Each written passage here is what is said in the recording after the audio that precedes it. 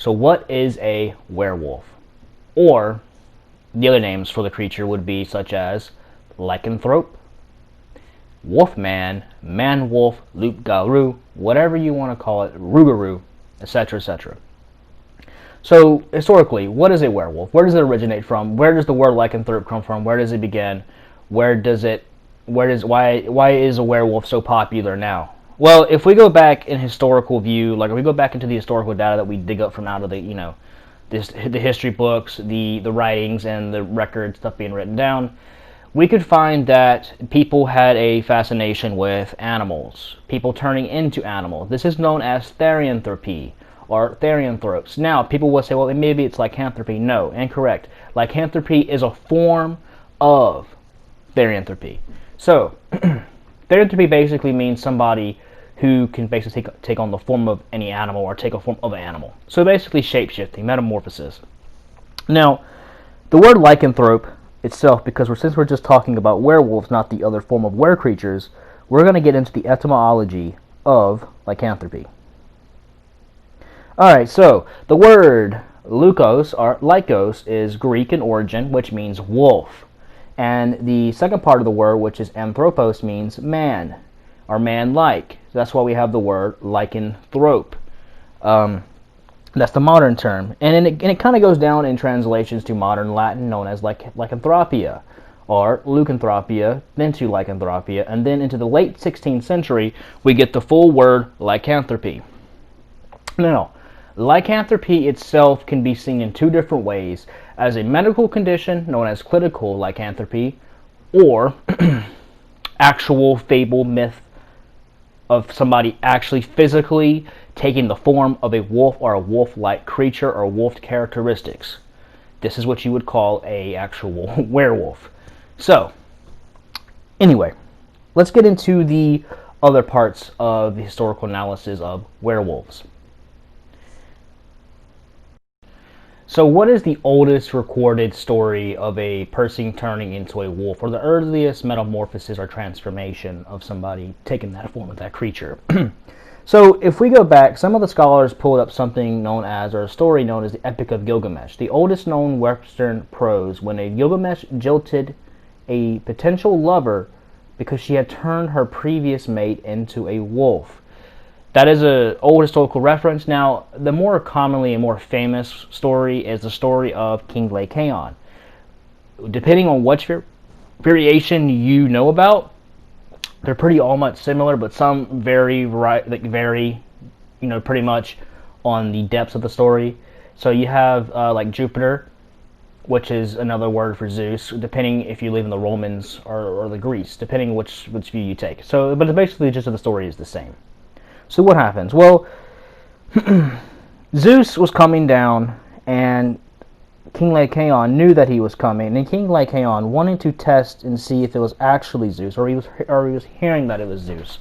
And so what he did was he took his own flesh. King Lycaon took his own son and fed his own son, cut his own son up and fed Zeus, or attempted to feed Zeus the flesh of his own kid, of his own child, to Zeus. And Zeus, before I think some stories it does say Zeus did bite into it or didn't. I'm not sure, but basically Zeus knew that it was a human and knew that it was human flesh, and therefore he cursed Zeus to turn into a wolf-like creature or a wolf creature in general.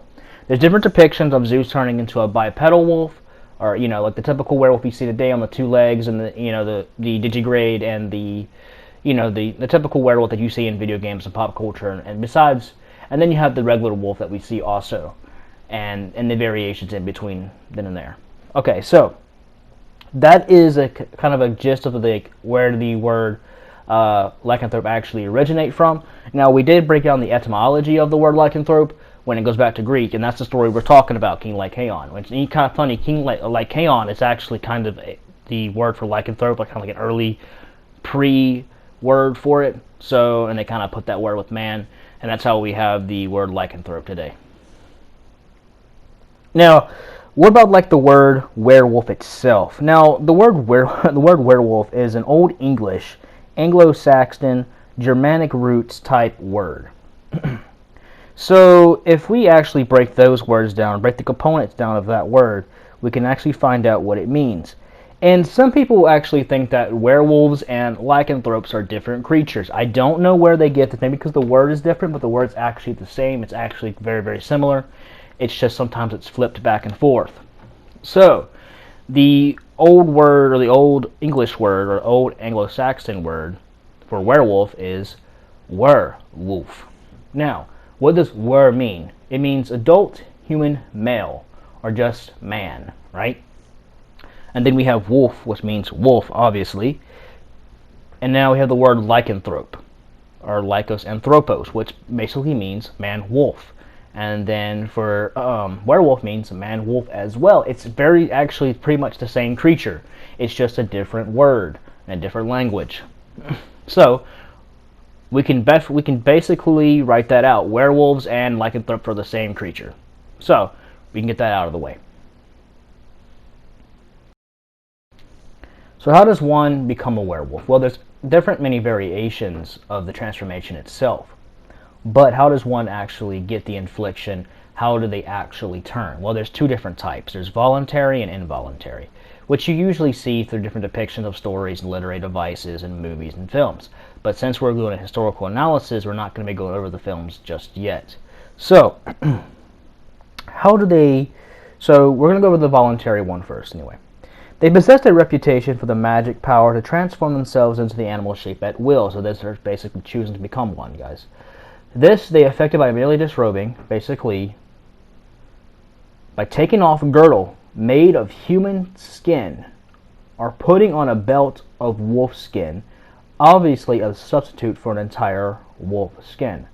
There were also cases in which they donned the entire skin. In other instances, the body was rubbed with a magic ointment, or water was drunk from a wolf's footprint. The brains of the animal were also eaten, and this is a reference from Olaus Magnus in 1490 through 1558. Stated that the werewolves of Livonia drained a cup of beer on initiation and repeated certain magic words. And throughout history, there's been many ways someone would become a werewolf at will. And others, they actually asked a deity to turn them. But now we're going to get to the involuntary variations. These ones were usually placed under a curse, or doing something really bad, committing a sin of some sort, or just something just seen as horrible. Like, for example, King Lycaon feeding Zeus, or trying to feed Zeus human flesh. And since being a wolf is a form of punishment, and they'd basically get turned into a wolf for it. And sometimes sometimes they didn't mean to do this, but sometimes they did. And they were cursed to be a wolf for the rest of their life, or they would have to go throughout a certain period and compete and not feed on human flesh in order to turn back to a human. But some are just turned like that permanently. Now, if we look at Norse mythology and just Norse history, we see a type of warrior known as Berserker, and there's different words for it in the Norse languages, usually Ulf, but I know I'm not pronouncing it right. But at the same time, these guys wore wolf pelts, legitimately wolf pelts, and they would tie it around their back, around their head, and they actually were very vicious warriors. So when they go into battle, they believed that they would turn into these creatures. They believed they would turn into wolves. And when they're facing their enemy, especially in the fog of war, when they're being attacked by these people, they actually believe they're being attacked by werewolves. And it was a good way to trick the enemy. But some of these people went so far to believe they were actually turning into lycanthropes. It would be something if they really were, but historically and biologically, we know they aren't. So what are the signs of somebody that is a werewolf, or that's inflicted with the actual condition? We're going to go into a clinical view first, and then we're going to do a more literary.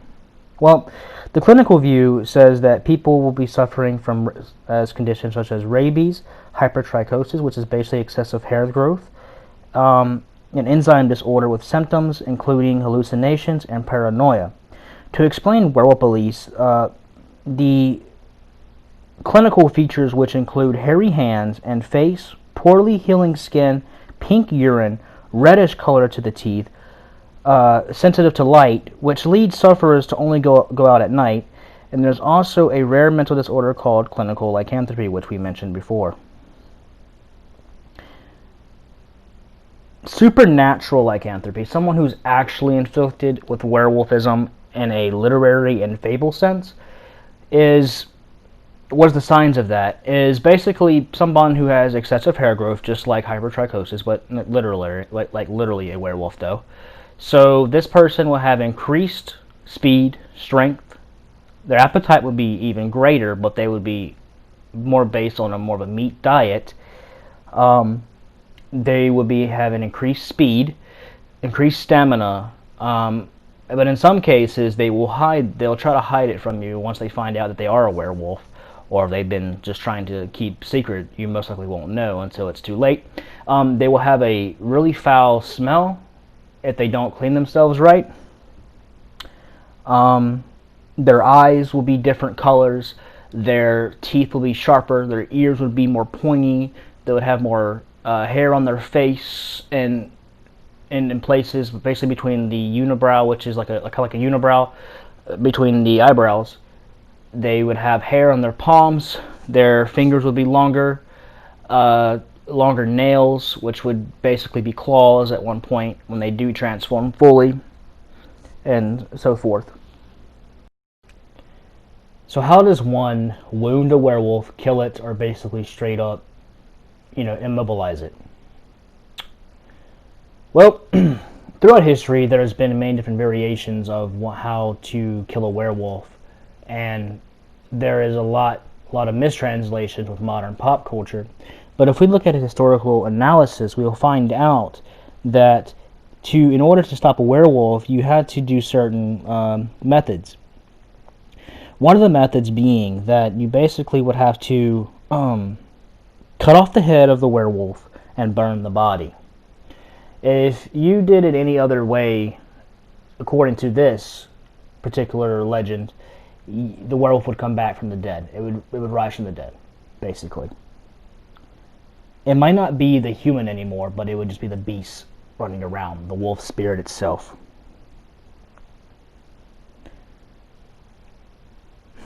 Another weakness of werewolves is the most common, or one of the most common effects, or one of the most ways to warn off or fight against werewolves is Wolfsbane. Wolfsbane is a poison-based plant. It's also very toxic to humans, so I don't know why they would want to use that against werewolves when they have a chance of hurting themselves. But apparently Wolfsbane hurts lycanthropes. So, Wolfsbane is supposedly sprouted from weeds, water with the drool of Cerberus, while he brought out of Hades by Hercules. Like vampires, werewolves maintain an aversion to religious artifacts such as crucifixes and holy water. So they can't go into holy places. They can't sit in churches and stuff like that. That's probably how you can know they're a werewolf also, is that you will never see them in these places. Another common weakness of a werewolf is silver, as it was believed that a werewolf in human form would not transform when wearing a silver amulet, because they believed that silver amulet would repress the transformation itself and not cause them to forcefully transform. And they would also have a wolfsbane inside the amulet to repress the effects as well, or help do that. Stabbing a werewolf with a silver dagger was believed to revert the werewolf back to human form. In popular culture, a werewolf can be killed if shot by a silver bullet, although this was not the feature of the folk legends. The general belief that silver can be used to defend oneself against a werewolf comes from the story of the Beast of Gelladon, which is also actually a historical account that actually occurred.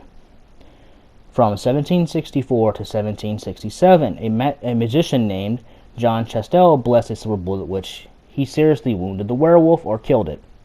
It should be noted that some researchers believe that the silver weakness is a mistranslation of silvered metal, which actually refers to quicksilver, mercury, which is basically a liquid that they would coat the bullets or arrows, an injection of which was deemed fatal to werewolves and of course to other living beings. Mercury can also hurt a human as well. However, because silver and the naturally nocturnal wolf are both associated with the moon, the silver weakness has endured. Now, according to the moon thing, the only reference I can find anything about moons, or full moon actually, there is not historically. But there is one reference to a moon of a Roman soldier who was turned into a wolf. But it was during a moonlight, but it wasn't saying that the moon caused the transformation. It just happened to be on a moonlight night, or a moonlit night. Now, how to remove lycanthropy is a little bit more difficult. Various methods have existed for removing the werewolf form. The simplest method was the act of an enchanter, so basically someone who would disenchant your pelt if you were that type of werewolf, literally, or literary. So they'll basically operate it either on oneself or on a victim, and another was the removal of the animal belt or skin. So basically take off the pelt, and then you'll go back to human form. So some of these werewolves were not hereditary. It was more like a pelt that would cause them to transform, or an item. To kneel in one spot for 100 years, to be reproached with being a werewolf, to be saluted with the sign of the cross, or addressed thrice by baptismal name, to be struck 3 blows on the forehead with a knife, or to have at least 3 drops of blood drawn have also been mentioned as possible cures. Many European folk tales include throwing an iron object over at the werewolf to make it reveal its human form.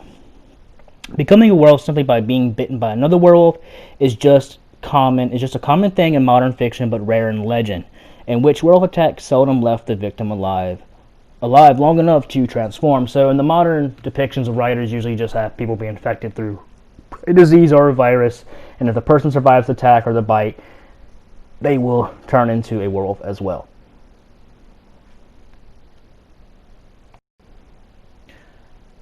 What does a werewolf look like, or what type of form can a werewolf take?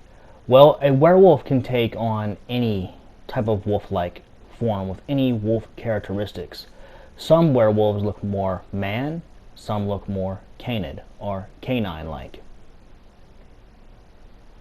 Some of them don't even have tails. Some of them don't even have snouts. Some of them are taller, some of them are thinner, some of them are stronger, some of them are faster. Some are bipedal, some are quadrupeds, some are both. But ever how you splice it, or any way you splice it, the werewolf can typically take any of these forms. Especially what you see in the tabletop series of Werewolf the Apocalypse. They had different transformations the werewolf can take at any time. The strongest and the most typical is your typical bipedal werewolf form, where you're basically take the duality of a man and of the beast. You have the intelligence and the cunning of the man, but the ferocity, strength, and speed of the wolf, and the hunting ability as well. But any way you look at it, the werewolf can take on any wolf-like form, if need be, depending on the situation.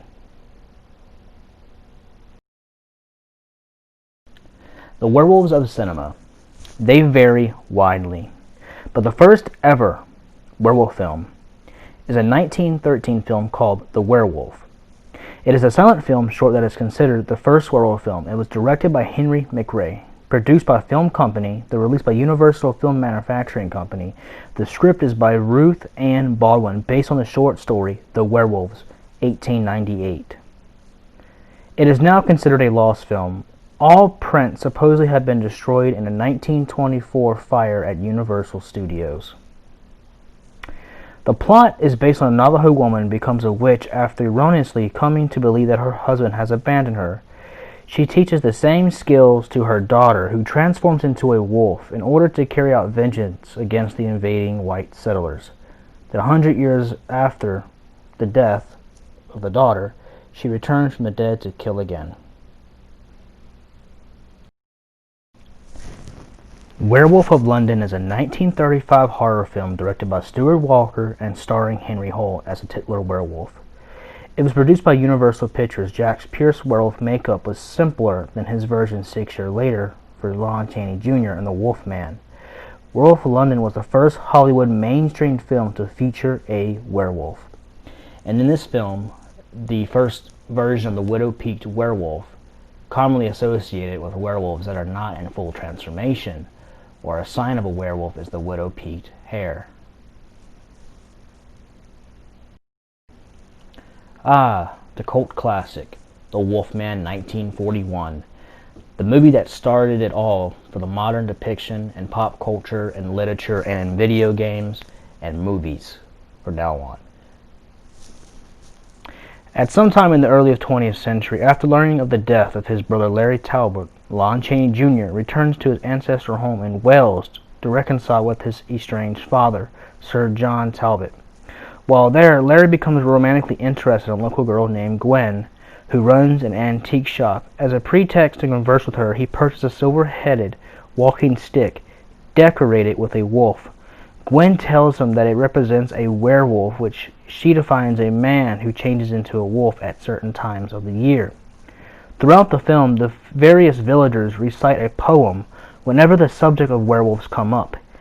Even a man who is pure in heart and say his prayers by night may become a wolf when the Wolfsbane blooms and the autumn moon is bright. That night, Larry attempts to rescue Gwen's friend Jenny from what he believes to be a sudden wolf attack.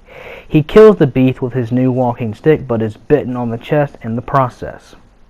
A gypsy fortune teller named Maleva reveals to Larry that an animal which bit him was actually her son Bella, in the form of a wolf. She also reveals that Larry will transform into a wolf as well, since he who is bitten by a werewolf and lives will turn into one himself.